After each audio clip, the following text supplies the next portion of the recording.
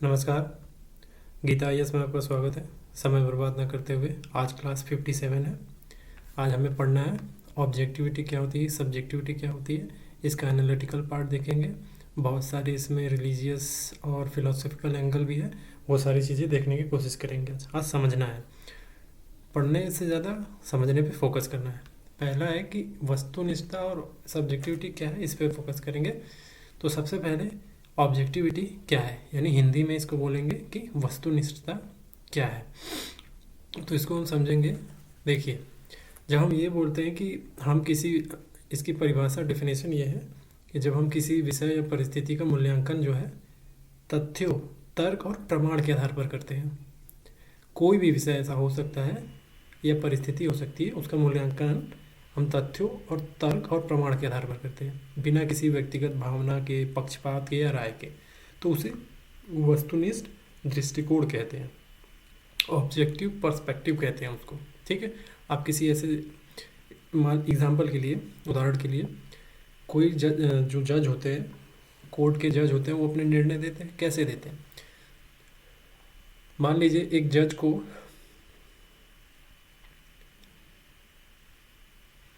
कोई एक आरोपी है, ठीक है। तो जज को जो है आरोपी के धर्म, जाति या लिंग देखकर नहीं, बल्कि एविडेंस देखकर निर्णय लेना होता है। तो ये क्या होता है? ये वस्तुनिष्ठता होती है।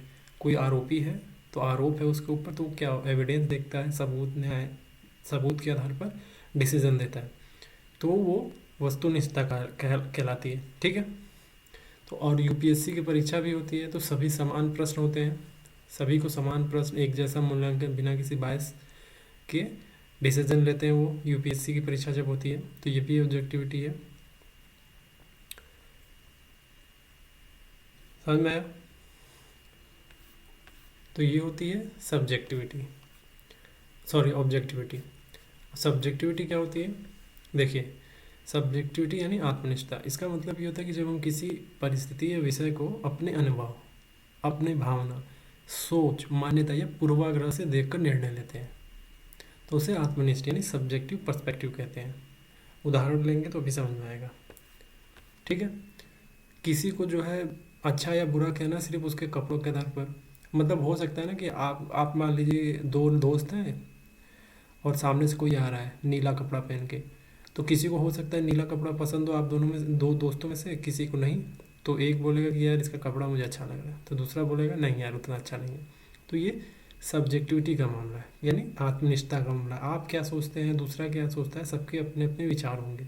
ठीक है। तो ये सब्जेक्टिव पर्सपेक्टिव कहते हैं इसको। ठीक है। तो डिसीजन लेने का, जब डिसीजन लेने की बारी आती है, तो इसमें क्या होता है कि अपने सोच, भावना और मान्यताएं पूर्वाग्रह से निर्णय लेते हैं। आप किस कुछ सोच होगा, आपकी कुछ भावनाएं होंगी, आपकी कुछ मान्यताएं होंगी, आप किसी पूर्वाग्रह से ग्रसित होंगे। फिर कोई दूसरा व्यक्ति होगा जो उसकी सोच होगी, उसकी भावना होगी, वो अपने पूर्वाग्रह से ग्रसित होगा। तो सबका अपना अपना होता है, तो उस तरीके से निर्णय लेना होता है। तो अपनी सोच भावना के आधार पर पूर्वाग्रह से ग्रसित होकर जो है डिसीजन लेते हैं, तो उसको सब्जेक्टिविटी बोला जाता है। ऑब्जेक्टिविटी क्या होता है कि सबके लिए समान होता है, यानी एक जैसे जज है, अगर किसी आरोपी को सज़ा देना है, अगर उसने गलती की तो कानून बना होगा, उसी कानून और एविडेंस के आधार पे सज़ा मिलेगी, तो वो वस्तुनिष्ठता होती है, ऑब्जेक्टिविटी।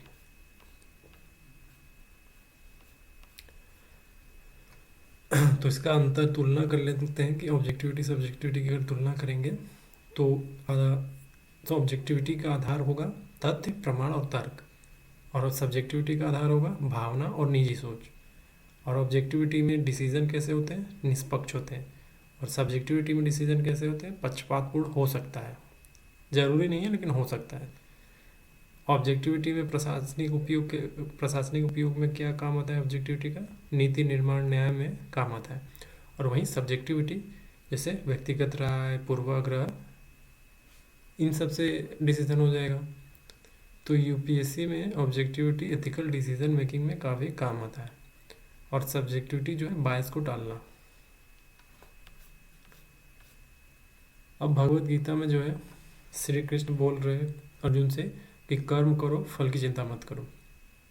तो ये क्या सिखा रहे हैं उसको, अर्जुन को वो ऑब्जेक्टिविटी सिखा रहे हैं, मतलब कि भावना को अलग रखकर कर्तव्य करना सीखो। ठीक है। कर्तव्य क्या है वहाँ पे, ऑब्जेक्टिव है उनके लिए कि आपको कर्तव्य, आपका जो ड्यूटी है उसको करो, ये ड्यूटी तुमको मिली है करना पड़ेगा, भावनाओं में मत भाओ। ये अर्जुन, श्री कृष्ण अर्जुन को सिखा रहा है। और कुरान इस्लाम में क्या लिखा हुआ है, सूरह अल मदह में ये लिखा हुआ है कि do not let your hatred of people prevent you from being a just. मतलब कि निष्पक्षता को धर्म से ऊपर माना गया है। कुरान में, इस्लाम में निष्पक्षता को धर्म से जो है ऊपर माना गया है। निष्पक्षता का मतलब यहाँ पे ऑब्जेक्टिविटी होगी, यानी एविडेंस के आधार पर डिसीजन लेना। अब बाइबल में भी ये लिखा है ईसाई धर्म में कि जज not according to appearance but जज राइटनेस जजमेंट। तो इसका ये जो बोल रहा है तो वो भी वस्तुनिष्ठ दृष्टिकोण की बात कर रहा है। ठीक है।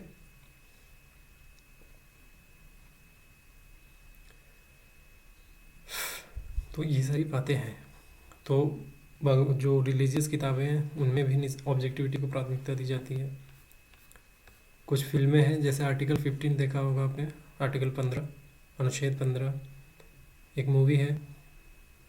तो उसमें जो है एक IAS ऑफिसर होता है जो जाति से ऊपर उठकर निष्पक्ष जांच करता है, तो ऑब्जेक्टिविटी का उदाहरण है ये। और एक मराठी मूवी है कोर्ट, मतलब वहाँ वहाँ क्या होता है, जहाँ वहाँ कानून के माध्यम से जो है व्यक्ति की विवेचन तटस्थता के साथ की जाती है, उसका विवेचन जो है। तो मुल्क 2018 में आई मूवी, इसमें भी ऑब्जेक्टिविटी दिखाई जाती है। जब एक व्यक्ति को सिर्फ उसके धर्म के आधार पर दोषी समझा जाता है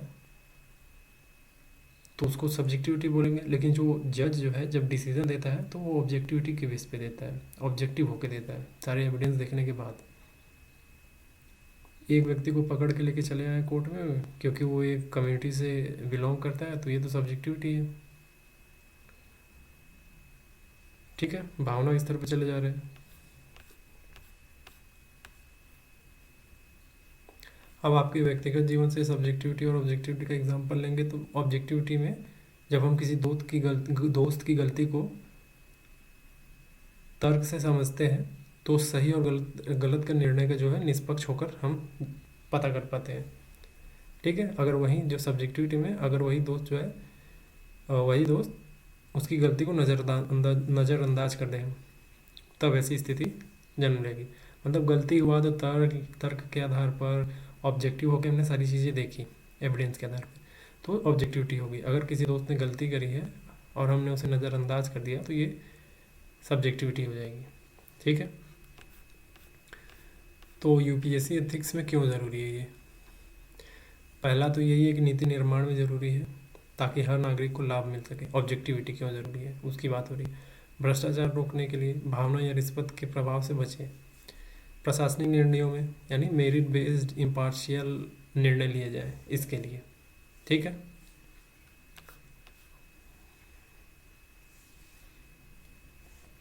अब्राहम लिंकन का इसी पे कहना था, ऑब्जेक्टिविटी पे, सब्जेक्टिव ऑब्जेक्टिव पे, कि I am not bound to win but I am bound to be true, I must stand with anybody that stand right. तो ऑब्जेक्टिविटी का एग्जाम्पल है। और इंटीग्रिटी का भी मिश्रण है इसमें। और महात्मा गांधी जी का भी कहना था कि freedom is not worth having it if it does not include the freedom to make mistakes. आत्मनिष्ठ राय के बावजूद निष्पक्ष सोच होनी चाहिए।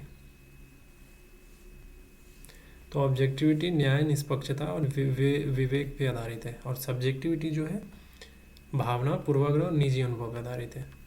दोनों ही ज़रूरी है, सब्जेक्टिविटी और ऑब्जेक्टिविटी दोनों ही ज़रूरी है, लेकिन एक सिविल सेवक को ऑब्जेक्टिविटी को प्राथमिकता देनी चाहिए ताकि वो सबके लिए समान और न्यायपूर्ण प्रशासन कर सके।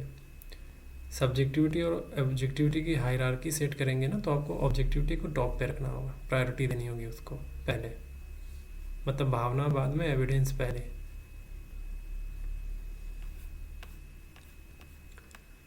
हम सब्जेक्टिविटी और ऑब्जेक्टिविटी का जो है एनालिटिकल पार्ट देखेंगे, विश्लेषण पक्ष देखेंगे, विश्लेषणात्मक पक्ष।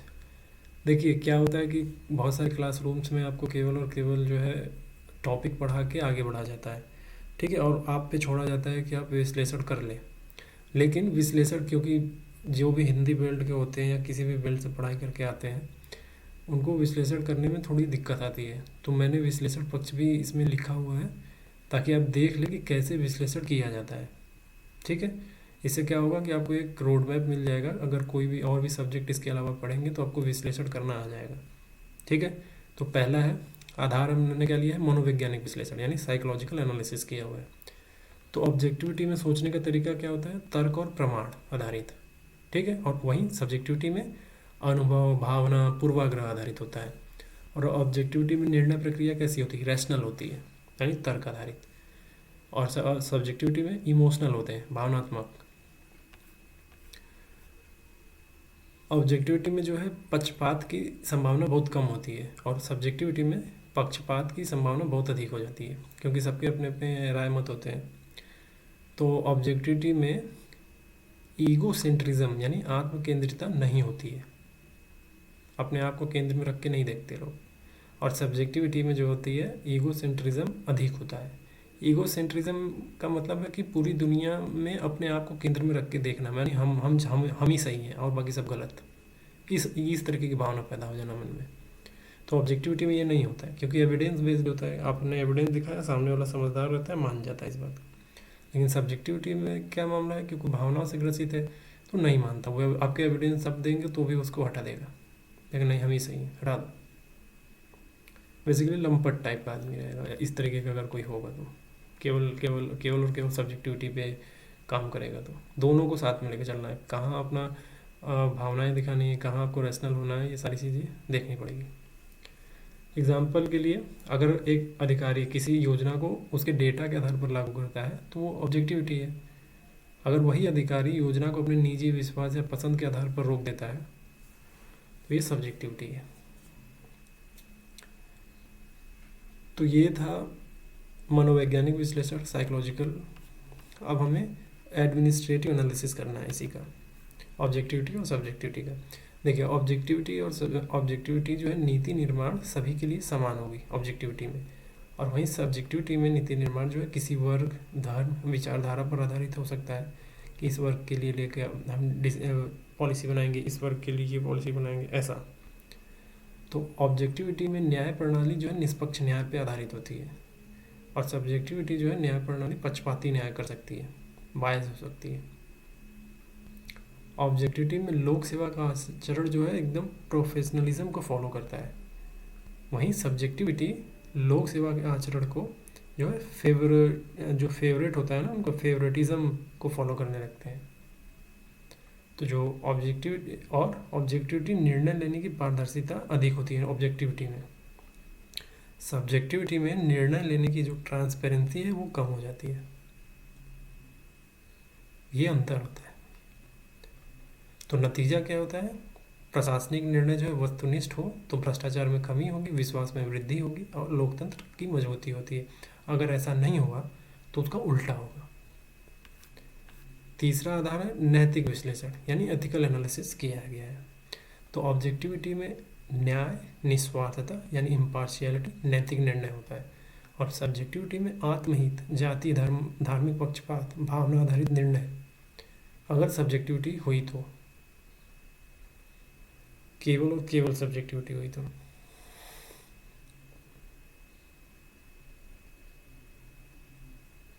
आपने देखा होगा ना, बहुत सारे न्यूज़पेपर में, द हिंदू, इंडियन एक्सप्रेस में कई बार जो है अधिकारियों के द्वारा किए गए निर्णयों की आलोचना करते हैं अगर वे भावना या राजनीतिक दबाव में लिए गए हों, यानी सब्जेक्टिविटी की निंदा की जाती है। अब ग्लोबल पर्सपेक्टिव में ये देखेंगे तो यूएन जैसे संस्थान जो है अब ऑब्जेक्टिविटी को अपहोल्ड करते हैं, जैसे ह्यूमन राइट्स वायलेशन की इम्पार्शियल इन्वेस्टिगेशन करने की बात करते हैं, यानी बिना पक्षपात के आप इन्वेस्टिगेट करो। वही सब्जेक्टिव पॉलिटिक्स ने जो है दुनिया को जो है युद्धों और कट्टरवाद की ओर धकेल दिया है। रशिया यूक्रेन वॉर, इजराइल फिलिस्तीन देखेंगे वॉर, ये सारी चीज़ें। लोकप्रिय जो है संस्कृति और फिल्मों का भी विश्लेषण करके देखेंगे, जैसे कोर्ट मूवी है, मराठी मूवी है, तो कानून की ऑब्जेक्टिविटी और सामाजिक सब्जेक्टिविटी के टकराव को दर्शाती है। हमने विश्लेषण करा है ना, बहुत डाइवर्स तरीके से आंसर लिखना होगा। आर्टिकल 15 में क्या है, अफसर जो है ऑब्जेक्टिविटी के साथ जो है कास्ट बाइस से ऊपर उठकर काम करता है। और मुल्क मूवी में जो है सब्जेक्टिव स्टीरियोटाइप के खिलाफ जो है कानूनी संघर्ष दिखाया गया है। आपने अगर ये फिल्में नहीं देखी है तो एक बार फिर से देखिए इसको, तो समझ में आएगा, तो आप रिलेट कर पाएंगे। एक ही चीज़ से को डाइवर्स चौमुखी तरीके से लिखने की तरीका जो डेवलप कर लेंगे ना, तो एक पढ़ेंगे एक ही चीज़, लेकिन हर जगह फिट करने की कोशिश कर जाएंगे। जैसे ऐसे में यूज़ हो सकता है, एथिक्स में यूज़ हो सकता है, बहुत जगह इसका इस्तेमाल किया जा सकता है आराम से, और आपने एथिक्स के पेपर में तो करना ही है। तो यूपीएससी एथिक्स और व्यावसायिक जीवन में इनका क्या महत्व है? सिविल सेवा में क्या है? निष्पक्ष निर्णय और पारदर्शिता, ऑब्जेक्टिविटी के लाभ होते हैं सिविल सेवा में। निष्पक्ष निर्णय लेते हैं, ट्रांसपेरेंसी होती है। एजुकेशन में क्या होता है? छात्रों का निष्पक्ष मूल्यांकन किया जा सकता है। मीडिया में सटीक रिपोर्टिंग करना होता है निष्पक्ष होकर, यहाँ काम आएगा ऑब्जेक्टिविटी। मेडिकल में मरीज के इलाज में जो है बिना जाति धर्म भेदभाव के निर्णय उनका इलाज करना। बहुत सारे अभी न्यूज़ चैनल पे आप देख रहे होंगे कि बहुत की सरकारी जो अस्पताल है, हॉस्पिटल है, वहाँ पे जो मरीज़ हैं वो शिकायत कर रहे हैं कि देखिए हम इस कम्युनिटी से, तो हमारे साथ बदतमीजी की जा रही है, या हमको लोअर क्लास का समझ के हमारे साथ बोला जा रहा है जाओ नहीं तो हम तुम्हें भगा देंगे। ऐसा बहुत सारे न्यूज़ चैनल में तो नहीं, लेकिन जो यूट्यूब पे बहुत सारे चैनल खुले हुए हैं वो सारी चीज़ें दिखा रहे हैं। तो हम इन सबको पूरा हॉलिस्टिक रूप से अगर बोलें तो ऑब्जेक्टिविटी एक मूल्य आधारित दृष्टिकोण है जो लोकतंत्र, न्याय और निष्पक्षता की नींव रखता है। वहीं सब्जेक्टिविटी जो है मानवीय है, लेकिन इसे नियंत्रित नहीं किया जाए तो निर्णयों को दूषित कर सकती है। कंट्रोल वे में रहे तो ज़्यादा ठीक है, मतलब आपकी जो भावनाएं हैं, विचारधारा है, पूर्वाग्रह है, उसको आप कंट्रोल में रखिए, क्योंकि वो दूषित होना या प्रदूषित होना तो हम ही से है। अगर हम ऑब्जेक्टिव रहते हैं और ऑब्जेक्टिव सब्जेक्टिव का संतुलन लेके चलते हैं तो समाज बेहतर होता है। इसलिए यूपीएससी एस्पिरेंट के लिए ज़रूरी है कि वे ऑब्जेक्टिविटी को अपने सोच और निर्णय और आचरण में उतारें। यही उनके ethics paper, case study solving और वास्तविक प्रशासनिक जीवन में सफलता की कुंजी बनेगी। इसलिए बोला जाता है कि मैं क्यों बोल रहा हूँ कि अगर आपको ऑब्जेक्टिविटी सब्जेक्टिविटी की हायरार्की सेट करनी हो, स्तरीकरण करना हो, तो ऑब्जेक्टिविटी को टॉप पे रखिए, उसके बाद सब्जेक्टिविटी को रखिए। अब जो है सब्जेक्टिविटी और ऑब्जेक्टिविटी के विषय में जो है बहुत सारे लोगों ने, विचारकों ने किताबें लिखी हैं, उसके बारे में कुछ बोला है। जैसे सुकरात हैं, डेस्कार्ट हो गया, बेकन हो गया, एडमंड हर्सल हो गया, इन लोगों ने सब्जेक्टिविटी और ऑब्जेक्टिविटी के बारे में कुछ ना कुछ लिखा है, बोला है, तो हमको वही समझना है। सबसे पहले तो सुकरात के बारे में समझेंगे। जैसे हम सुकरात बोलते हैं, ये इंग्लिश में इनको सुक्रेट्स बोलते हैं, लेकिन हिंदी में सुकरात। क्या कहा इन्होंने? इनका कहना है कि सच्चा ज्ञान तब आता है जब हम अपने व्यक्तिगत पूर्वाग्रहों से ऊपर उठकर तर्क पर ध्यान देते हैं। और उन्होंने ये भी कहा कि ज्ञान स्वयं की खोज पर जोर दिया, मतलब ज्ञान स्वयं की खोज है। तो ये भी ऑब्जेक्टिविटी को प्राथमिकता दे रहे हैं। मतलब आपको ज्ञान पाना है तो आप सब्जेक्टिव ना होकर ऑब्जेक्टिव हो जाइए, तर्क करिए। और ये सारी बातें उन्होंने, एक बुक है द अपॉलजी, उसमें करी है सारी बातें। अब इसको समझाने के लिए अगर मैं बोलूँ कि उदाहरण के लिए कि अगर हम बिना सोचे समझे किसी बात को मान लेते हैं तो वह व्यक्तिगत राय होती है, यानी सब्जेक्टिव होता है। लेकिन अगर हम सवाल पूछते हैं, तर्क करते हैं, प्रमाण मांगते हैं, तो वह वस्तुनिष्ठ ज्ञान होता है, तो ऑब्जेक्टिव नॉलेज बनता है। तो यही बोल रहे हैं सुकरात कि ऑब्जेक्टिव रहिए, सवाल पूछिए, तर्क करिए, इसी से ज्ञान आएगा आपको। फिर रेने डेस्कार्ट, उनका कहना है कि मैं सोचता हूँ इसलिए मैं हूँ। उनका तर्क था कि हमारे अनुभव धोखा दे सकते हैं, लेकिन सोचने की क्षमता से हम सत्य तक पहुँच सकते हैं। हमारे अनुभव धोखा दे सकते हैं, इसका मतलब हमारी सब्जेक्टिविटी जो है हमें छल दे सकती है, क्योंकि हम जो सोचते हैं हो सकता है कि कहीं और कुछ और मिल जाए हमें। लेकिन सोचने की क्षमता यानी रैशनल माइंड क्या है? ऑब्जेक्टिव है। रैशनल माइंड से हम ऑब्जेक्टिविटी तक पहुंच सकते हैं, यानी सत्य तक पहुंच सकते हैं। तो ये बात उन्होंने कहाँ बोली है? इनका बुक है mediation on first philosophy, mediation on first philosophy, इस बुक में उन्होंने बोला है। अब इन्होंने जो बोला उसको उदाहरण के से समझने की कोशिश करें तो मान लीजिए अगर हम कोई सपना देख रहे हैं, तो मान लीजिए कोई सपना देख रहा है, कोई सपना देख रहा है तो उसे लगता है कि वह सच है, लेकिन वास्तविकता को परखने के लिए हमें सोच समझ और तर्क की ज़रूरत होती है। तो यही ऑब्जेक्टिविटी की नींव है। मान लीजिए सपना देख रहा है तो सपने को सच मान लिया, तो ये सब्जेक्टिव हो गया ना।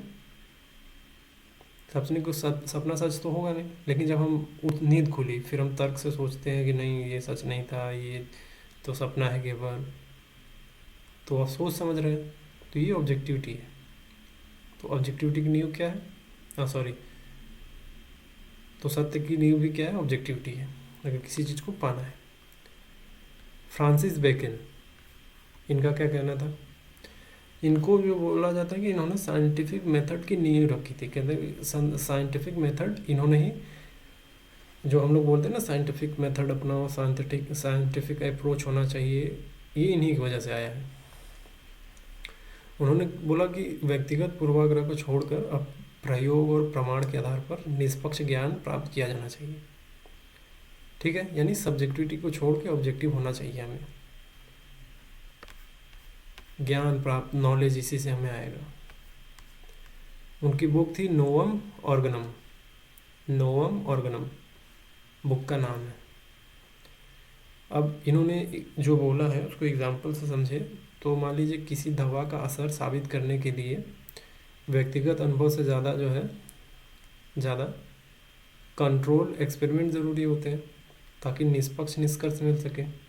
ठीक है, मान लीजिए कि कोई दवा बन रही है तो हमने बना दिया और हमने बोला कि नहीं ये असरदार है, तो वो सब पूछेंगे ना कि क्या आधार है बोलने का तुम्हारे, तो वो बोल देगा नहीं हम मान रहे हैं इसलिए होगा। तब लोग कहेंगे भाग जाओ यहाँ से, फालतू बात कर रहे हो।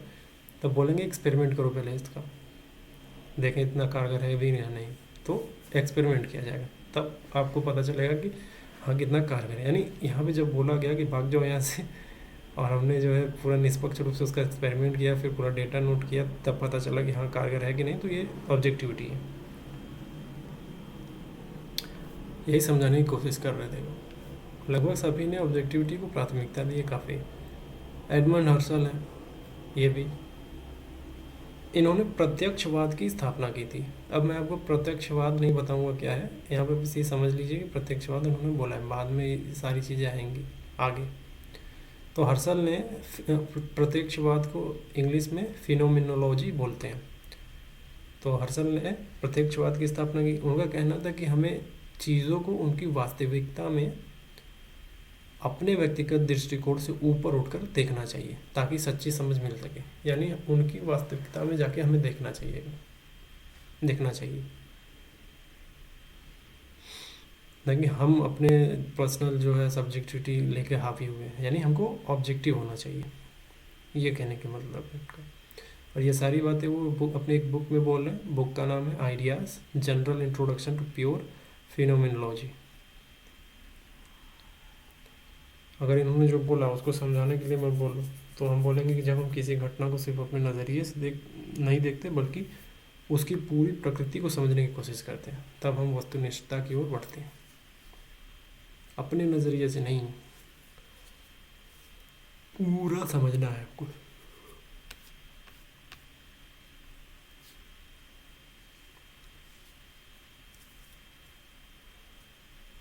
सोक्रात, डेस्कार्ट, बेकन, हर्सल, इन सब ने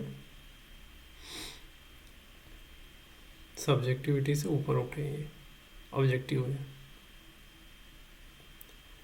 तो सुकरात का कहना था कि सब्जेक्टिविटी से ऊपर उठना, डेस्कार्ट का कहना था अनुभव से ऊपर तर्क है, और बेकन के का कहना था प्रयोग द्वारा ऑब्जेक्टिव ज्ञान प्राप्त किया जा सकता है, प्रयोग पर उन्होंने जोर दिया। और हर्सल ने व्यक्तिगत नज़रिए से ऊपर उठने के लिए कहा। शॉर्ट में यही बोलेंगे।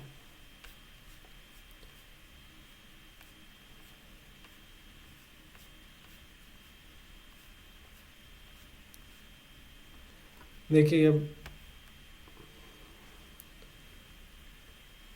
धार्मिक ग्रंथों में भी कुछ ऐसा ऐसा बोला गया कि ऑब्जेक्टिविटी को प्राथमिकता देने के लिए बहुत सारे धर्म और बुक में, धार्मिक रिलीजियस बुक में भी ऐसी बातें करी गई है, तो हमें उसको भी ध्यान में रखना होगा। हिंदू धर्म में भगवत गीता में कहा गया है, योगस्थः कुरु कर्माणि, ये लाइन आती है अगर किसी ने भगवत गीता पढ़ा हो। योगस्थः कुरु कर्माणि यानी कर्म करते रहो, फल की चिंता मत करो। यहाँ कर्म में निष्पक्षता का संदेश है। अगर ध्यान से देखेंगे इसको तो वो कर्म करने पे जोर दे रहे हैं, कह रहे हैं कि कर्म करने के अलावा तुम्हारे पास कोई रास्ता है नहीं। ठीक है, एक्सक्यूज नहीं दे सकते तुम कि अपने कर्म में निष्पक्ष रहो। कर्म तुम्हें करना पड़ेगा। निष्पक्षता क्या है? ऑब्जेक्टिविटी। इस्लाम में बोला गया है, अब मैं वो लाइन पढ़ रहा हूँ जो वो बोला गया है। बोला गया कि इन अल्लाह यमलुकु अल हुक्म, ये बोला गया है, यानी ईश्वर न्याय के मालिक है। इसका मतलब है इन अल्लाह यमलुकु अल हुक्म, ईश्वर न्याय के मालिक है, यानी तटस्थ न्याय का भाव है यहाँ पे। और तटस्थता क्या है? ऑब्जेक्टिविटी, यानी यहाँ पे भी तटस्थ रहने का, ऑब्जेक्टिव रहने की आपसे उम्मीद की जा रही है। सिख धर्म में जो है गुरु नानक देव जी ने जो है मानवता और निष्पक्ष सेवा का उपदेश दिया है। तो निष्पक्ष और मानवता, निष्पक्ष सेवा ऑब्जेक्टिविटी है। ईसाई धर्म में बोला जाता है कि बाइबल में कि जज नॉट लेट ये बी जज्ड, यानी जज न करो ताकि तुम्हें जज न किया जाए। मतलब बिना पूर्वाग्रह के निर्णय लो, किसी को जज मत करो। तो बिना किसी को जज न करो, तुम्हें भी जज नहीं किया जाएगा। किसी को जज न करने का क्या मतलब है कि आप पूर्वाग्रह से ग्रसित मत होइए। पूर्वाग्रह से ग्रसित नहीं होने का मतलब क्या है? रैशनल होना। और रैशनल होने का दूसरा मतलब क्या है? ऑब्जेक्टिव होना। ऑब्जेक्टिविटी की सलाह यहाँ भी दी जा रही है।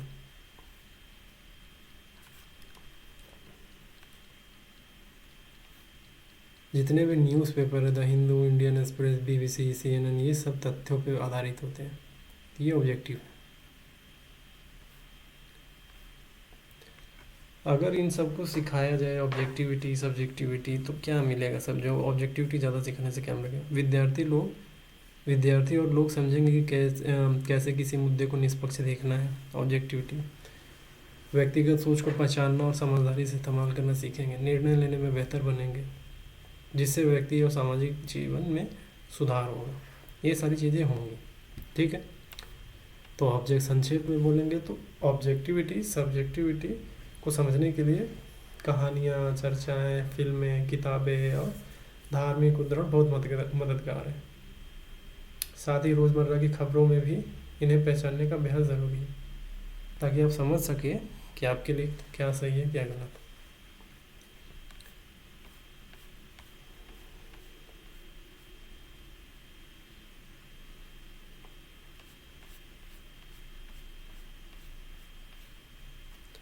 अब हमने ये सब्जेक्टिविटी और ऑब्जेक्टिविटी को पढ़ा। अब हम इनका एनालिटिकल पार्ट देखेंगे, विश्लेषण पक्ष दोनों का। जैसे पहला विश्लेषण पक्ष तो यही है कि वस्तुनिष्ठता और आत्मनिष्ठता की गहराई से विश्लेषण करने पे मिलेगा। वस्तुनिष्ठता और आत्मनिष्ठता का परिभाषा आप जानते हैं, लेकिन अगर इन दोनों को अगर हम संतुलित रूप से रखें, ऑब्जेक्टिविटी और सब्जेक्टिविटी का संतुलन लेके चलें, तो हम निष्पक्ष निर्णय का आधार बना सकते हैं। जैसे वस्तुनिष्ठता प्रशासन, न्याय, विज्ञान और शोध में ज़रूरी है, ताकि निर्णय सटीक और न्यायसंगत हो। बिना वस्तुनिष्ठता के निर्णय पूर्वाग्रहित और गलत हो सकते हैं। तो हमें वस्तुनिष्ठ ऑब्जेक्टिव होना पड़ेगा। और मानव व्यवहार का स्वाभाविक हिस्सा है। आत्मनिष्ठता मनुष्य की सोच और अनुभूति का स्वाभाविक हिस्सा है। ये भावनात्मक जुड़ाव, सांस्कृतिक प्रभाव और व्यक्तिगत अनुभवों से जुड़ी होती है। तो क्या करना चाहिए हमें, इन दोनों का संतुलन जरूरी है। तो वस्तुनिष्ठता और आत्मनिष्ठता दोनों की अपनी भूमिका है। केवल वस्तुनिष्ठता का पालन करने पर इंसान जो है ठंडा और निर्जीव हो सकता है, जबकि केवल आत्मनिष्ठ पर चलने से जो है निष्पक्षता खो सकती है। इसलिए दोनों का संतुलन जरूरी है, पहले ही बताया। प्रशासन में, सामाजिक जीवन में आपको संतुलन लेके चलना पड़ेगा। जैसे अधिकारियों को निर्णय लेते समय वस्तुनिष्ठ होना चाहिए ताकि वे सभी नागरिकों के प्रति निष्पक्ष रहे। अगर वे आत्मनिष्ठता में बहेंगे तो पक्षपात, भ्रष्टाचार, अन्याय जैसी हरकतें करेंगे। वहीं जो है समाज में विविधता और मतभेद होते हैं तो आत्मनिष्ठता के कारण विवाद होते हैं। लेकिन सभी लोग वस्तुनिष्ठता का अभ्यास करें तो सामाजिक मेल मिलाप बेहतर होगा। सामाजिक जीवन में जो निर्णय क्षमता बेहतर होती है, भावनात्मक इमोशनल इंटेलिजेंस बढ़ता है हमारा। इससे गलतफहमी होती है, जो संघर्ष होते हैं वो दूर होते हैं इनके संतुलन से।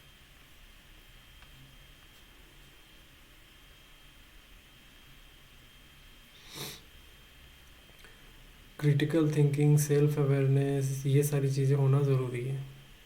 ऑब्जेक्टिविटी होगी तो ये सारी चीज़ें होंगी। अगर ये सारी चीज़ें होंगी तो ऑब्जेक्टिविटी ज़रूर होगी। इसीलिए हम देखते हैं कि प्राचीन जो सुकरात है, देकार्त है, इन लोगों ने ऑब्जेक्टिविटी को जो है काफ़ी महत्व दिया है।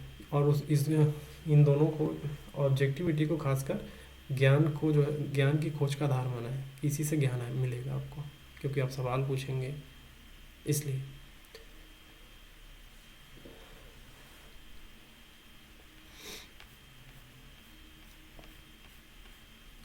तो अब सवाल ये है कि ऑब्जेक्टिविटी के फ़ायदे क्या हैं।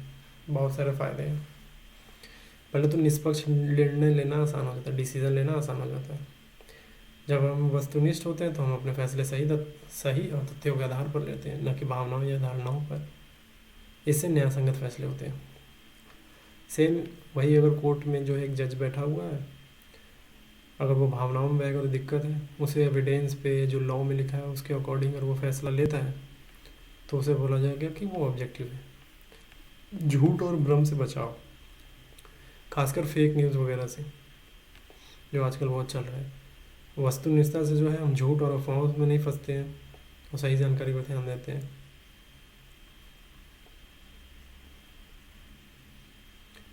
कोविड-19 के समय जो बहुत सारी अफवाहें उड़ रही थी, तो उस वक्त अब समझ सकते हैं कैसे ऑब्जेक्टिव रहने से हम इन सब का फ़ायदा मिल सकता है। ऑब्जेक्टिव होने से संबंध बेहतर होते हैं। जैसे जब हम दूसरों की बात जो है बिना पूर्वाग्रही होकर सुनते हैं तो रिश्ते मजबूत होते हैं, झगड़े कम होते हैं। इसका सबसे अच्छा एग्जाम्पल है 3 इडियट मूवी, जिसमें शिक्षक और विद्यार्थी के बीच समझ और वस्तुनिष्ठता से रिश्ते बेहतर हुए थे। ठीक है, उन्होंने आमिर खान बार बार बात करने की कोशिश कर रहे हैं, देखिए जो आप पढ़ा रहे हैं, पढ़ाने का तरीका आप लोगों का गलत है। जो रूट लर्निंग पे सारी व्यवस्थाएं चल रही हैं उसको छोड़ना पड़ेगा, हमको प्रैक्टिकल वे में सारी चीज़ें समझनी पड़ेंगी, नहीं तो इसी तरह पढ़ो रटो ख़त्म हो जाओ। यही उस फिल्म में बार बार दिखाने की कोशिश की गई है। और आमिर खान अपने टीचर को यही समझाने की कोशिश करता है। एक सीन है ना मूवी में, आप देखेंगे तो लेके भाग कहते हैं कि आज हमको ये पढ़ाएंगे। उन्हें 2 शब्द लिख दिए, कहा ढूंढ के बताओ, और लगे सब पन्ना पलटने। फिर रुक के बोल रहा, किसने सोचने की कोशिश की क्या लिखा मैंने इस पर। तो ऑब्जेक्टिव होना ज़रूरी है। इस सबसे ऑब्जेक्टिविटी से बेहतर होता है, ज्ञान और समझ बढ़ती है ऑब्जेक्टिविटी से। वस्तुनिष्ठ होकर हम चीज़ों को सीख पाते हैं।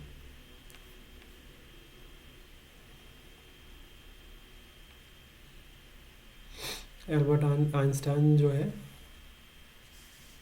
हमेशा जो वस्तुनिष्ठता को प्राथमिकता देते थे। वो हमेशा तर्क करते थे, ज्ञान पे बातें करते थे, ज्ञान का आधार मानते थे इसको, वस्तुनिष्ठता को। एल्बर्ट आइंस्टाइन जो साइंटिस्ट है, ये सारे एग्जाम्पल आप लिख सकते हैं इसमें। धार्मिक दृष्टिकोण से भी बहुत सारे फायदे हैं। जैसे भगवत गीता में कहा गया ना, मन को शांत रखकर वस्तुनिष्ठ निर्णय लेना चाहिए। हिंदी वाला सेक्शन पढ़ेंगे तो समझ में आएगा आपको। कुरान में जो है निष्पक्षता और न्याय का बार बार जिक्र आता है। गुरु ग्रंथ साहिब में निष्पक्षता और सच्चाई की महत्ता के बारे में बात करी गई है बार बार। बाइबल में ईमानदारी और न्याय की बात कही गई है, जो वस्तुनिष्ठता की नींव है। गांधी जी बार बार किस चीज़ बोलते थे ना, एक गाल पे मारो दूसरा गाल, अगर कोई एक गाल पे मारे तो दूसरा गाल दिखा दो। तो ये क्या था, ये बाइबल से ही तो आया था। संयुक्त राष्ट्र संघ जो है, यूएन जो है, अपने जो वैश्विक संस्थान है उसके जो फैसले लेते हैं तथ्यों और सबूतों के आधार पर लेते हैं, तो ये वस्तुनिष्ठता ही है। अब वस्तुनिष्ठता का नुकसान क्या होता है, ज़्यादा क्या नुकसान हो जाएंगे इससे? इसमें पहला नुकसान ये है कि ये भावनाओं की उपेक्षा हो सकती है इससे। मान लीजिए अगर हम सिर्फ तथ्यों पर ध्यान दें और भावनाओं को नज़रअंदाज कर दें तो रिश्तों में जो है दूरी आ सकती है। इंसान तो भावनात्मक प्राणी है ना, इसलिए भावनाओं की कद्र न करना गलत होता है। जैसे एग्जाम्पल के लिए तारे ज़मीन पर दिखाया गया ना कि बच्चों की भावनाओं और उनकी समझ को नज़रअंदाज करना उनकी प्रतिभा को दबा देता है। इसीलिए मैं शुरू में बोल रहा था ना कि ऑब्जेक्टिविटी सब्जेक्टिविटी का जो जो संतुलन है उसको अगर बना लिया जाए तो काफ़ी बेहतर हो सकता है। जो जो मैंने फ़ायदे गिनाए हैं ऑब्जेक्टिविटी की, वो सारी चीज़ें मिलेंगी अगर संतुलन बन जाए। तो सामाजिक संवेदनशीलता कम हो सकती है अगर ऑब्जेक्टिव नहीं रहते हम। तो क्या होता है कि कभी कभी बहुत अधिक वस्तुनिष्ठ होना जो है समाज की जटिलताओं को समझने में बाधा बन सकता है, जैसे कि सांस्कृतिक और धार्मिक भावना। व्यक्तिगत और मानवीय जुड़ाव घट सकता है। जब हम केवल तथ्यों पर ध्यान देते हैं तो सहानुभूति, करुणा और मानवीय जुड़ाव कम हो सकता है।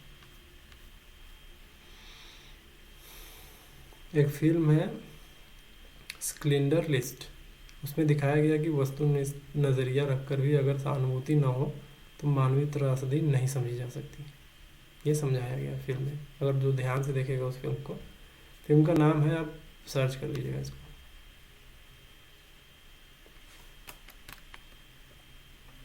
ठीक है,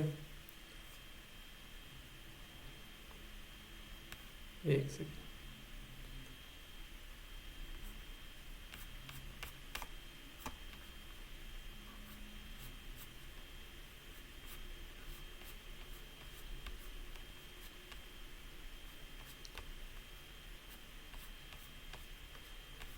तो और क्या नुकसान होगा कि जटिल निर्णयों में समस्याएं आएंगी। कभी कभी कुछ फैसले भावनाओं और सांस्कृतिक संदर्भों को समझे बिना सिर्फ तथ्यों पर आधारित होना बहुत मुश्किल हो जाता है। जैसे प्रसिद्ध हस्ती है महात्मा गांधी का कहना था कि हृदय और दिमाग दोनों से निर्णय लेना चाहिए, सिर्फ दिमाग की वस्तुनिष्ठता से ही काम नहीं चलेगा। और कुरान में भी ये बोला गया कि न्याय के साथ जो है दया और समझदारी की बात भी की गई है कुरान में, कि अब ऑब्जेक्टिव भी रहे लेकिन सब्जेक्टिविटी भी ज़रूरी है, संतुलन होना ज़रूरी है। और क्या लॉस हो सकता है अगर ये ना हो तो व्यक्तिगत सीमितता और तंग दृष्टि बन सकती है। यानी बहुत अधिक वस्तुनिष्ठता से कभी कभी व्यक्ति के विचार जो कठोर और सीमित हो जाते हैं, जिससे नवाचार, इनोवेशन और टॉलरेंस पर असर पड़ने लगता है।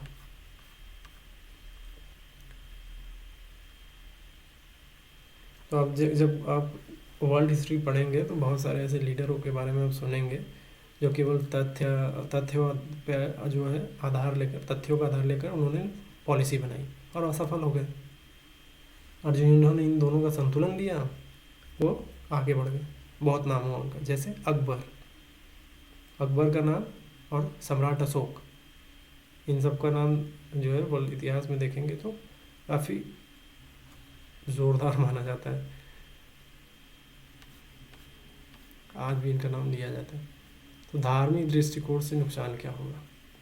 भगवद गीता में कहा गया कि ज्ञान और तर्क ही काफ़ी नहीं है, भावना और भक्ति भी आवश्यक है। तो उसमें लिखा है ना, एक तो पूरा का पूरा सेक्शन ज्ञान योग भक्ति योग ये सब चीज़ें हैं। तो उनका कहना है भगवद गीता में कि ज्ञान और तर्क काफ़ी नहीं है, भावना और भक्ति भी होनी चाहिए। वैसे ही कुरान में भी न्याय के साथ जो है दया और सहानुभूति की बराबर महत्व दिया गया है। गुरु ग्रंथ साहिब में कहा गया कि इंसानियत और दया को नहीं भूलना चाहिए, ये बात उल्लेख है उसमें। बाइबल में प्रेम और करुणा की महत्ता पर जोर दिया गया है। केवल कठोर वस्तुनिष्ठता से पूरा नहीं हो सकता कोई भी चीज़।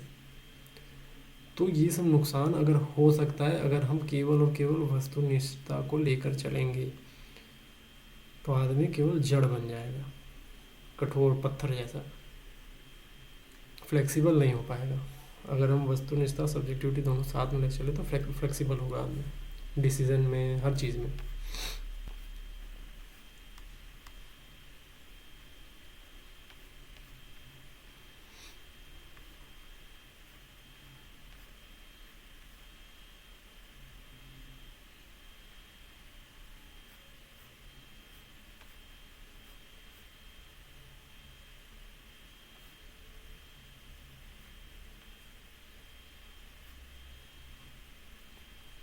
तो अभी हमने जो अभी ऊपर पढ़ा नुकसान, तो ऑब्जेक्टिविटी का भी हमको एनालिटिकल पार्ट फिर देखना है, एनालिसिस खूब किया गया एग्जाम्पल के साथ।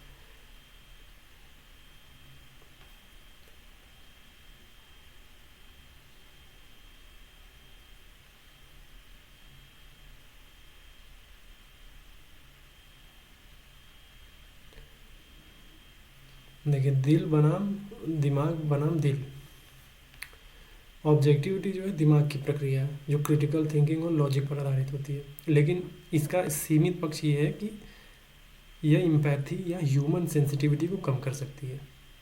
अभी हम नेगेटिव देख रहे थे ना कि ऑब्जेक्टिविटी का नुकसान क्या है, उसी का एनालिटिकल पार्ट है, क्या कर सकती है। बैलेंस बिटवीन ऑब्जेक्टिविटी और सब्जेक्टिविटी, कोई भी अच्छा निर्णय तभी होगा जब वो वस्तुनिष्ठता प्लस आत्मनिष्ठ दोनों का संतुलन हो। यही मैं बोल रहा हूँ बार बार। सिर्फ ऑब्जेक्टिविटी रखने से इंसान जो है मशीन जैसा बन जाता है, और सिर्फ सब्जेक्टिविटी रखने से निर्णय जो है भावों का पक्षपाती हो सकता है। बहुत सारे टाइप के ऑब्जेक्टिविटी है, personal, professional, scientific, administrative. Personal में क्या होगा, आत्मनियंत्रण और पूर्वाग्रह से मुक्ति होना चाहिए, मतलब पर्सनल ऑब्जेक्टिविटी में। प्रोफेशनल ऑब्जेक्टिविटी में क्या होता है, निर्णय में निष्पक्षता और ट्रांसपेरेंसी होती है। साइंटिफिक ऑब्जेक्टिविटी में क्या होता है, जो शोध होते हैं, रिपोर्ट या डेटा होता है, वो न्यूट्रल होना चाहिए, तटस्थ होना चाहिए। और एडमिनिस्ट्रेटिव ऑब्जेक्टिविटी में क्या होता है, कानून और नीति के आधार पर जो है निष्पक्ष निर्णय लेना चाहिए। परेशानी तब आती है जब डिसीजन रिजिड हो जाए।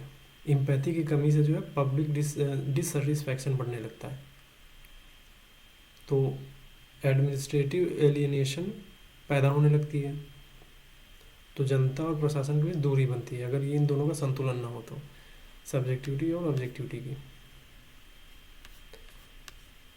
तो ऑब्जेक्टिविटी का प्रशासनिक जीवन में क्या उपयोग होगा, यूज़ क्या होगा। पहला तो पॉलिसी मेकिंग में, कैसे, बिना जाति, धर्म और भाषा के भेदभाव के, ठीक है।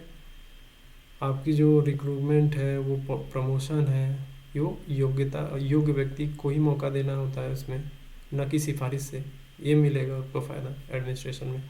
लॉ इन्फोर्समेंट में मिलेगा, किसी भी जाति धर्म के आधार पर, किसी भी धर्म, जाति या वर्ग के व्यक्ति को समान कानून से देखना, ये उसका होगा। वेलफेयर डिस्ट्रीब्यूशन, ज़रूरत है पहचान और दस्तावेज के आधार पर। क्राइसिस मैनेजमेंट के आधार पर होगा, यानी भावना से नहीं, ठंडे दिमाग से निर्णय लेंगे उस वक्त जब आप संकट में होंगे। मीडिया हैंडलिंग, कम्युनिकेशन, अफवाह न फैलाना, केवल सत्य की जानकारी देना। तो सेकेंड एआरसी में भी जो है ऑब्जेक्टिविटी को काफ़ी महत्व दिया गया उस। तो सेकेंड एआरसी के एथिक्स इन गवर्नेंस वाले रिपोर्ट में ये बोला गया कि जो ऑब्जेक्टिविटी है वो सिविल सर्विस की कोर वैल्यू है। सेकेंड एआरसी की रिपोर्ट पढ़ते हैं ना, वो तो पढ़ना ही रहता है कि हमको आंसर राइटिंग में लिखना है, तो पूरा 14 रिपोर्ट बांटी गई है कई सेक्शंस में। तो उसमें बोला गया है कि ऑब्जेक्टिविटी जो है कोर वैल्यू है सिविल सर्विस की। और यूनेस्को की 2022 में एक रिपोर्ट आई थी, गुड गवर्नेंस, उसमें ये बोला गया कि गुड गवर्नेंस की जो पहला पिलर है गुड गवर्नेंस का, वो ट्रांसपेरेंसी और ऑब्जेक्टिविटी है, ठीक है। और द हिंदू में 2023 में एक आर्टिकल छपा था न्यूज़पेपर में, impartiality in bureaucracy is the key to securing democratic trust, ये 2023 में छपा था। आप लोग इसका अगर सॉफ्ट कॉपी ई पेपर पढ़ते हो ना, पेपर जो फिजिकल पेपर आता है हाथ में पढ़ते हैं, फिर दूसरे दिन रोटी पैक होता है या समोसा पैक करते हैं उससे, वो नहीं। अगर किसी कोई अच्छी न्यूज़पेपर जिसको फॉलो कर रहे हैं, हिंदी में तो कोई अच्छा खबर नहीं आता, उसको फालतू है, उसको पढ़ना भी नहीं है। इंग्लिश में जो ढंग के न्यूज़पेपर है, टाइम्स ऑफ इंडिया, ये सारी चीज़ें, द हिंदू, उसका आप लोग ई पेपर पढ़िए। ना कि उसका फिजिकल फॉर्म मंगाइए, क्योंकि पढ़ेंगे फेंकेंगे रद्दी की तरह जमा होगा। सॉफ्ट कॉपी सब्सक्रिप्शन लीजिए, सॉफ्ट कॉपी डाउनलोड करिए, अपना फोल्डर बना के सेव रखिए, जब चाहे तब पढ़ सकते हैं। जो इम्पोर्टेंट होगा उसको क्रॉस कर सकते हैं, हाईलाइट कर सकते हैं, उसको देख सकते हैं बाद में। एक मूवी आई थी राजनीति, तो इसमें ये दिखाया गया कि जब नेता जो है भावना से नहीं बल्कि कोल्ड ऑब्जेक्टिविटी से निर्णय लेता है तो परिणाम कड़वे होते हैं। Kiran Bedi IPS decision making में जो है कठोर ऑब्जेक्टिविटी दिखाई थी, जिससे भ्रष्टाचार कम हुआ था। अब्राहम लिंकन ये क्या कहते हैं, be sure you put your feet in the right place then stand firm, यानी तर्क से चलो फिर अडिग रहो, यानी ऑब्जेक्टिविटी को महत्व दे रहे हैं लोग। ठीक है, मैं संतुलन की बात करूँ, ये लोग संतुलित होकर ऑब्जेक्टिविटी को महत्व दे रहे हैं, ये नहीं कि भावनाओं में बह के चले जा रहे हैं। इनमें सब्जेक्टिविटी भी है लेकिन संतुलित रूप में। तो ऑब्जेक्टिविटी जो है प्रशासन की रीढ़ है, लेकिन इसे सहानुभूति, कंपैशन, न्याय के साथ जोड़ना ज़रूरी है, वरना यह क्रूर निष्पक्षता बन जाती है, क्रूएल न्यूट्रलिटी। अब क्रूएल न्यूट्रलिटी क्यों? क्योंकि ये केवल और केवल ऑब्जेक्टिव हो जाएंगे तो पूरी भावनाओं को दरकिनार करके एकदम मशीन की तरह काम करेंगे, तो वो नहीं करना है। अब सबसे बड़ा सवाल ये आता है, क्या ऑब्जेक्टिविटी वास्तव में संभव है? या ये बोलते हैं कि क्या एब्सोल्यूट ऑब्जेक्टिविटी वास्तव में संभव है कि नहीं है? ये क्वेश्चन पूछा जाता है एथिक्स की दुनिया में। ठीक है, तो इसका उत्तर होता है कि पूर्ण ऑब्जेक्टिविटी इंसान के लिए बहुत कठिन है। नहीं है ये नहीं बोलेंगे, ये बोलेंगे कठिन है। पूर्णतः निष्पक्ष होना बहुत कठिन है इंसान के लिए, क्योंकि हर इंसान के पास अपना अनुभव, मान्यता, भावना, संस्कार और सोचने का तरीका होता है। लेकिन फिर भी उच्च स्तर की वस्तुनिष्ठता जो है अभ्यास से, ट्रेनिंग से, मोरल वैल्यूज से संभव है। सवाल ये है कि क्या ऑब्जेक्टिविटी वास्तव में संभव है, एब्सोल्यूट? जवाब इसका है कठिन तो है लेकिन संभव है। और किन किन ज़रूरतों से कि आपको प्रैक्टिस करनी होगी, आपको ट्रेनिंग मिलेगी, आपके मोरल वैल्यूज़ होंगी, उससे मिल सकता है, हो सकता है। तो 3 स्तरों पे इसको समझेंगे। पहला स्तर है ह्यूमन नेचर के स्तर पे। हर इंसान कहीं ना कहीं सब्जेक्टिव होता है, तो हमारे निर्णयों में जो है भावनाएं, संस्कृति, धर्म, अनुभव, पूर्वाग्रह शामिल हो जाते हैं अपने आप। ठीक है,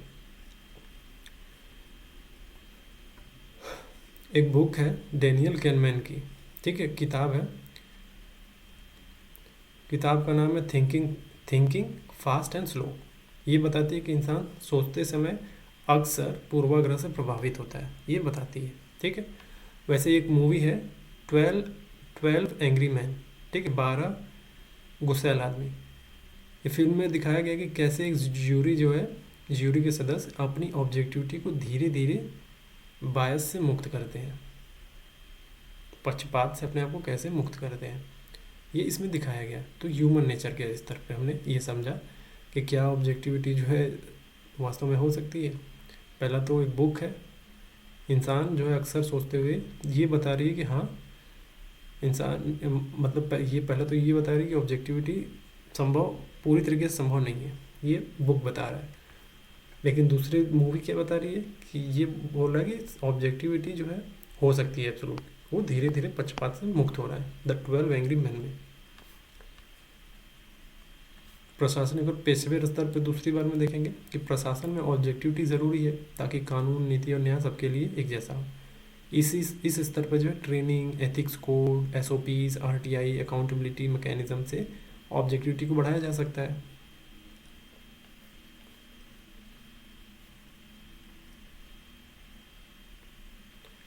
2023 में द हिंदू में एक लेख आया था, आर्टिकल आया था, आर्टिकल का नाम था objectivity is not the absence of subjectivity but the conscious effort to overcome it.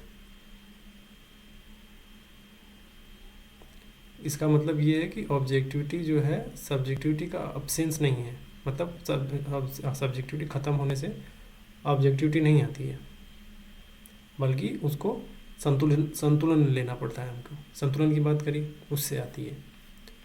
तो ह्यूमन राइट्स काउंसिल जैसे संगठनों में निष्पक्षता की उम्मीद होती है, लेकिन राजनीतिक हित कई बार ऑब्जेक्टिविटी को चुनौती दे देते हैं। अभी तक तो आपको देख रहे होंगे, असमंजस में होंगे कि ऑब्जेक्टिविटी होती है नहीं होती, ऑब्जेक्टिविटी होती है कि नहीं होती है, ये समझ रहे हैं फुल। तो लास्ट में मैंने पहले लाइन में उत्तर बोला था ना कि सब्जेक्टिविटी ऑब्जेक्टिविटी जो है हो सकती है, लेकिन अब प्रैक्टिस से, ट्रेनिंग से, आपके मोरल वैल्यू से एब्सोल्यूट ऑब्जेक्टिविटी तक जा सकते हैं। कठिन होता है लेकिन हो सकता है। अब धार्मिक हिंदू धर्म में गीता में लिखा है कि कर्म करो फल की इच्छा मत करो, तो ये निष्पक्षता का सिद्धांत है, ऑब्जेक्टिविटी का सिद्धांत है। इस्लाम हदीस में लिखा है कि अल्लाह इंसाफ पसंद करता है, यानी भावनाओं से ऊपर उठकर न्याय करना, ये भी ऑब्जेक्टिविटी है। ईसाई धर्म बाइबल में लिखा है जज नॉट लेस्ट ये भी जज्ड, पहले खुद निष्पक्ष बनो, ये भी ऑब्जेक्टिविटी का सबसे अच्छा एग्जाम्पल है। सिख धर्म में सत्य और आचरण सबसे ऊपर है, यानी ऑब्जेक्टिव भी है ये। बौद्ध दर्शन में क्या बोला गया है कि मिडिल पाथ, यानी न भावना में बहो न कठोर बनो, ऑब्जेक्टिविटी और करुणा का संतुलन है ये। ठीक है, तो एब्सोलूट ऑब्जेक्टिविटी संभव है लेकिन कठिन है, कठिन है लेकिन संभव है। कैसे संभव है? प्रैक्टिस से, ट्रेनिंग से और मोरल वैल्यूज से। तब एग्ज़ाम में इसे आ जाए ना कि क्या ऑब्जेक्टिविटी पूरी तरीके से संभव है कि नहीं है, तो आपको ये सारी चीज़ें बताते हुए बता देना लास्ट में कि हाँ हो सकता है लेकिन कठिन है, लेकिन हम इन सब चीज़ों को फॉलो करेंगे तो हो सकता है। महान व्यक्तित्वों की राय क्या है? सुकरात, Immanuel Kant, Gandhi ji, Nelson Mandela क्या बोलते हैं? पहले तो सुकरात बोलते हैं नो दाई सेल्फ, यानी खुद को जानो, तभी निष्पक्ष हो सकते हो। पहले तो खुद को जानो ना, निष्पक्षता क्या है, आत्मनिष्ठता क्या है, वो तो तुम बाद में समझोगे, पहले खुद को तो जान लो कौन हो, तब तो समझोगे। इमैनुअल कांट क्या कहते हैं कि नैतिक कर्तव्य यूनिवर्सल होते हैं, इसलिए निष्पक्षता संभव है अगर हम इच्छा करें, इच्छा रखें। गांधी जी क्या कह रहे हैं? न्याय तभी सही है जब वह सबसे कमज़ोर व्यक्ति को भी मतलब को पहुँचे। न्याय तभी संभव होगा जब कमज़ोर व्यक्ति तक भी पहुँच सके, यानी ऑब्जेक्टिविटी होनी चाहिए। वैसे ही नेल्सन मंडेला कह रहे हैं a good head and a good heart are always a formidable combination. तर्क और सहानुभूति का संतुलन ले रहे हैं ये। तो ऑब्जेक्टिविटी को बेहतर कैसे बनाया जाए? ऑब्जेक्टिविटी को बेहतर कैसे बनाया जाए? पहला तो यह है कि सेल्फ अवेयरनेस है, यानी खुद को पक्षपात होने से बचाओ, पहले अपने आप को पहचानो। ट्रेनिंग से, फीडबैक मैकेनिज्म से। फीडबैक मैकेनिज्म क्या है? आरटीआई है, विजिलेंस है। हम आरटीआई के जरिए लिखेंगे ना, जवाब मांगेंगे, तो सामने वाला सोचेगा कि नहीं जनता जागरूक हमसे जानकारी मांग रही है, तो सही चीज़ करें, ऑब्जेक्टिव रहें। Ethics in institutions, ombudsman, Lokpal, ये सारी चीज़ें हैं ना हमारे यहाँ संस्थाओं में। सरदार उधम, एक मूवी है सरदार उधम, मतलब सरदार उधम करके मूवी नहीं है, उधम सिंह पे बनाया गया था मूवी, लेकिन सरदार उधम का जीवन देखेंगे तो न्याय के लिए जो है ऑब्जेक्टिविटी वर्सेस इमोशनल रिवेंज के बीच का संघर्ष दिखता है उसमें।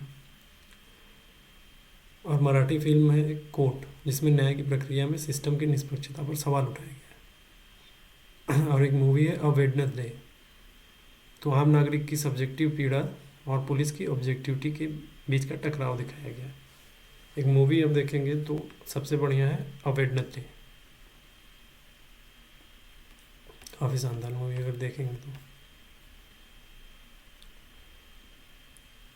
तो सवाल ये निष्कर्ष रूप में बोलेंगे तो क्या पॉसिबल है ऑब्जेक्टिविटी? क्या पूर्ण रूप से पॉसिबल है? तो बोलेंगे पूर्ण रूप से नहीं, लेकिन प्रयास और अभ्यास से बहुत हद तक संभव है। कैसे? सेल्फ अवेयरनेस, एथिक्स से, ट्रेनिंग से, अकाउंटेबिलिटी से। क्यों ज़रूरी है? ताकि समाज में न्याय और समानता और विश्वास बना रहे, इसलिए ज़रूरी है। अब हम ये ऑब्जेक्ट एनालिटिकल पार्ट देखने जा रहे हैं, वही सवाल कि इज़ ऑब्जेक्टिविटी पॉसिबल, उसी का एनालिटिकल पार्ट देखेंगे। ऑब्जेक्टिविटी पॉसिबल है या नहीं, इसका विश्लेषणात्मक मनोवैज्ञानिक विश्लेषण देखेंगे, साइकोलॉजिकल एनालिसिस। तो हम ये बोलेंगे कि इंसान करने पे ये पता चलता है कि इंसान की सोच जो है भावनात्मक और पूर्वाग्रह से प्रभावित होती है। डेनियल केलमैन जो नोबेल विनर है उन्हें कहा कि हम अक्सर जो है जल्दी में सोचते हैं और पहले से बने विचारों से निर्णय लेते हैं। यानी इंसान दिमाग पूरी तरह जो इंसानी दिमाग है पूरी तरह ऑब्जेक्टिविटी नहीं रख सकता, पर हम सचेत होकर उसे बेहतर बना सकते हैं। दार्शनिक विश्लेषण इसका करेंगे तो ऑब्जेक्टिविटी को दर्शन में नैतिक तटस्थता और निर्णय लेने की निष्पक्षता से जोड़ा गया है। सुकरात है, वो ज्ञान से पूर्व खुद की अज्ञानता पहचानो ऐसा बोलते हैं, यानी तभी ऑब्जेक्टिविटी संभव है, पहले खुद को पहचान लो। डेकार्ड बोलते हैं I think therefore I am, यानी तर्कशील सोच ऑब्जेक्टिविटी की कुंजी है। हर्शल फिनोमेनोलॉजी के जरिए ऑब्जेक्टिविटी पाने का प्रयास, चीज़ों को वैसे देखो जैसे भी है, अपना दिमाग मत लगाओ। पत्थर है तो पत्थर बोलो, ये मत सोचो कि हम सोचते हैं कि पत्थर नहीं है, नहीं पत्थर है, वो है तो उसी की नज़र से देख लो पत्थर है, तब आपको समझ में आएगा। प्रशासनिक विश्लेषण एडमिनिस्ट्रेटिव एनालिसिस, ऑब्जेक्टिविटी प्रशासन का आधार है, तभी नीति सबके लिए समान होती है, ठीक है। परंतु ग्राउंड लेवल पर अधिकारी के अनुभव, दबाव और लोकल कॉन्टेक्स्ट उनके निर्णय को प्रभावित कर सकते हैं। मतलब जब कोई पॉलिसी बनती है तो वो ऑब्जेक्टिव फॉर्म में ही बनती है, लेकिन जब लागू होता है तो बहुत सारे ऑफिसर होते हैं, बहुत सारे अधिकारी होते हैं, वो भ्रष्टाचार करते हैं, नाटक करते हैं, बदतमीजी करते हैं, जिसकी वजह से वो गड़बड़ रहने लगता है। क्यों? क्योंकि वो ज़्यादा सब्जेक्टिव है। एग्जाम्पल के लिए SR बोमई केस जो है 1994 में सुप्रीम कोर्ट में सेंटर जो है राज्य सरकार को हटाते समय ऑब्जेक्टिविटी रखे, ये बोल रहे थे वो, केवल राजनीतिक कारण से बर्खास्तगी नहीं होनी चाहिए। उसमें राज्य को डिसमेंटल करना, कह सकते हैं भंग कर दिया था पूरा राज्य को। वो उस समय बोला गया कि राज्य सरकार को हटाते समय ऑब्जेक्टिविटी रखें, केवल राजनीतिक कारण से बर्खास्तगी नहीं होगी। यह निर्णय ऑब्जेक्टिविटी को संवैधानिक मूल्य से जोड़ता है। समाजशास्त्री विश्लेषण सोशियोलॉजिकल एनालिसिस करेंगे तो समाज में जाति, धर्म, वर्ग, लिंग के आधार पर भेदभाव होता है। ऑब्जेक्टिविटी तभी संभव है जब नीति समान अवसर दे। 2023 में द हिंदू में एक एडिटोरियल आता है कि social justice requires objective analysis of privilege and exclusion. पढ़ना हो तो पढ़ सकते हैं। तकनीकी और डिजिटल विश्लेषण करेंगे। AI और एल्गोरिदम और बिग डेटा को ऑब्जेक्टिविटी का टूल माना जा रहा है, लेकिन इनमें भी मानव बायस आ जाता है, ठीक है, क्योंकि बनाने वाला भी तो जो है, क्योंकि अब देखेंगे ना चाइना का जब AI टूल अब डीप सीक यूज़ करते हैं तो अब चाइना के बारे में कुछ ऐसे कॉन्फिडेंशियल चीज़ पूछते हैं जो बताता ही नहीं। कॉन्फिडेंशियल मतलब उतना भी नहीं, लेकिन फिर भी अगर अब चाइना के अगेंस्ट में कुछ पूछते तो जवाब नहीं देता। इसका एग्जाम्पल है ये, कैसे वो पक्षपात करता है। वैसे ही US में अमेजोन की हायरिंग AI टूल महिलाओं के खिलाफ जो बायस था, क्योंकि ट्रेनिंग डेटा मेल सेंट्रिक था। जो ट्रेनिंग की सारी चीज़ें बनाई गई थी ना, मेल ओरिएंटेड सारी चीज़ें बना दी गई थी। और नैतिक और नैतिकता आधारित विश्लेषण करेंगे तो ऑब्जेक्टिविटी को नैतिक मूल्यों से जोड़ा गया है और निष्पक्षता, न्याय और जवाबदेही ज़रूरी है। परंतु हर निर्णय में केवल ऑब्जेक्टिविटी नहीं चलती, कभी कभी करुणा और मानवीय पहलू भी ज़रूरी होते हैं। आर्टिकल 15 मूवी में दिखाया गया कि कैसे एक पुलिस अफसर ऑब्जेक्टिविटी से काम लेता है, लेकिन स्थानीय सामाजिक सच्चाई को समझे बिना अधूरा न्याय करता है। मतलब संतुलन तो चाहिए।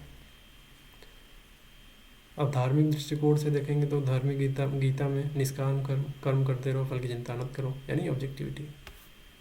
इस्लाम अल्लाह न्यायप्रिय है, यानी हर फैसले में निष्पक्षता ज़रूरी है। अल्लाह न्यायप्रिय है मतलब सबके लिए न्यायप्रिय होगा, तो निष्पक्ष है ना वो, तो ऑब्जेक्टिव है। ईसाई धर्म truth shall set you free, यानी सत्यनिष्ठा ही ऑब्जेक्टिविटी है। सिख धर्म सभी को एक जैसी दृष्टि से देखो, ये बोलती है। तो मनोवैज्ञानिक अप्रोच क्या है कि ऑब्जेक्टिविटी संभव है लेकिन मानव स्वभाव से सीमित है। प्रशासनिक नीति और नियम के जरिए बढ़ाई जा सकती है ऑब्जेक्टिविटी। ऑब्जेक्टिविटी नैतिक मूल्यों से जुड़ी हुई है। सामाजिक कॉन्टेक्स्ट को समझना ज़रूरी है, वरना कृत्रिम ऑब्जेक्टिविटी हो जाती है। ठीक है, ये था निष्कर्ष। तो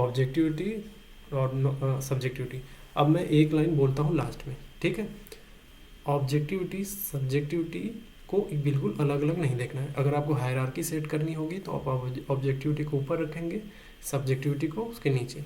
लेकिन अगर आप, और दूसरी बात ये होगी कि ज़्यादातर अगर आप औसत रूप में सब जगह चलेंगे कहीं भी, तो आप ये देख कोशिश करिएगा कि सब्जेक्टिविटी और ऑब्जेक्टिविटी का संतुलन लीजिए। ठीक है, संतुलन में रहिए।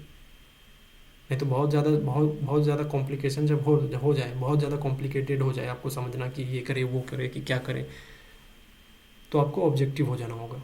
मान लीजिए आप एथिकल डायलेमा में फंस जाते हैं किसी जगह, आपका परिवार आ गया सामने, मतलब परिवार एकदम पूरा निजी परिवार नहीं, मैं एग्जांपल ले लेता हूँ। मान लीजिए आपके परिवार के किसी सदस्य ने हत्या कर दी, आपको पता है कैमरे पर हत्या करिए, सबके सामने हत्या करिए, अब उसको सजा होना है, सारा केस आपके हाथ में आ गया है, सबको पता है कि सजा होना ही होना है, तो आप क्या करेंगे? आपको तिकड़म तो करेंगे नहीं। अब आपको ये होना होगा कि हाँ ऑब्जेक्टिव हो जाए, यहाँ सब्जेक्टिव होना ज़रूरी नहीं, ऑब्जेक्टिव हो जाओ पूरी तरीके से। जो जो चीज़ें थी, जो भी एविडेंस है, जो कानून की तरह जो सारी चीज़ें हो सकती हैं वो सारी चीज़ें करके आप पीछे हट जाए। फिर जब से सारी चीज़ें हो जाए तो फिर आप अपने स्तर पे लॉयर वगैरह करके अपना ठीक कर सकते हैं। ठीक है, कहने का मतलब ये है कि आपको ऑब्जेक्टिविटी को प्राथमिकता देनी है अगर वो पहले नंबर पे, और दूसरे नंबर पे आपको संतुलन लेके चलना है ऑब्जेक्टिव और सब्जेक्टिविटी की। तो आज के लिए इतना ही। Thanks for watching Geeta IAS. आपको पीडीएफ और नंबर आपको लिंक पे डिस्क्रिप्शन में मिल जाएगा। Thank you.